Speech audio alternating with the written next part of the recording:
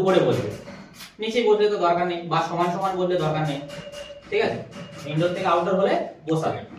আর আরেকটা টেকনিক্যাল কি সুবিধা আছে, টেকনিক্যাল সুবিধা হচ্ছে এই যে আমরা যখন মেশিন আউটডোর ইনডোরের থেকে উপরে বসাচ্ছি, ইনডোরের থেকে উপরে বসাচ্ছি, জল সব সময় কি হয়, ধরো এই জায়গাটায় পানি আছে, ঠিক আছে, পানি আছে, এই জায়গায় কেউ ফুটো করে দিল, পানি বা তেল যাই থাক, লিকুইড জিনিস আছে, এই জায়গাটায় কেউ ফুটো করে দিল, তেল ভর্তি তো জল, তা কোন দিকে আসবে, তো নিচের দিকেই আসবে না, ওপরের দিক থোড়ি না যাবে। তাই এর তো আউটডোর উপরে, আউটডোর উপরে তো মেশিন যখন কন্টিনিউ চলছে, রান করছে, এর ভিতরে কি আছে, কম্প্রেসার আছে তো, কম্প্রেসার আছে তো, কম্প্রেসারের ভিতরে কি আছে, অয়েল আছে। গ্যাস তো সব সময় প্রেসারে উড়ে থাকবে, কিন্তু অয়েল আছে তো, অয়েল তো লিকুইড অবস্থায় পড়ে আছে ওখানে। তা যখন কম্প্রেসার আউট উপরে আছে ইনডোরের থেকে, তা ও নিচের দিকে আসতে চাইবে না, পাইপ তো খোলা আছে, পাইপ খোলা আছে তো, তাই ইনডোর থেকে তো স্বাভাবিক ওটা তো নিচে চলে আসতে চাইবে।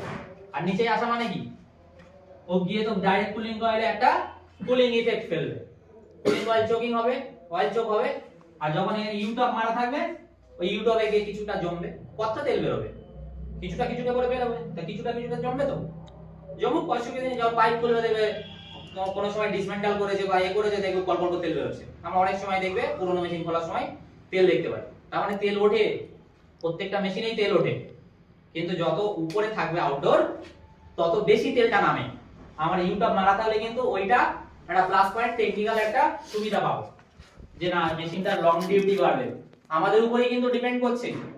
ফার্স্ট একটা কাস্টমারের বাড়ি যখন এসি কাস্টমার কিনেছে, ফার্স্ট ভিজিটে কিন্তু আমরা ইনস্টলার, তারপরে কি ব্রেকডাউনের ছেলে আসবে না আসবে সে পরের গল্প, ঠিক আছে। কবে মেশিন খারাপ হবে, 1 বছর 2 বছর 5 বছর পরে, কিন্তু আমরা যাতে চাই যে কাস্টমার স্যাটিসফাই ভাবে মেশিনটা ইনস্টল হয়েছে এবং লং টার্মস মেশিনটা চলবে। এখন ইনভার্টার মেশিনে অনেক কিছু প্রবলেম আছে, তো চাইবে ইউটিআর সবাই মারতে ম্যান্ডেটরি, ওটা লিকেজ হলে কিন্তু 3 মাসের মধ্যে তোমাকেই দেখতে হবে, ঠিক আছে।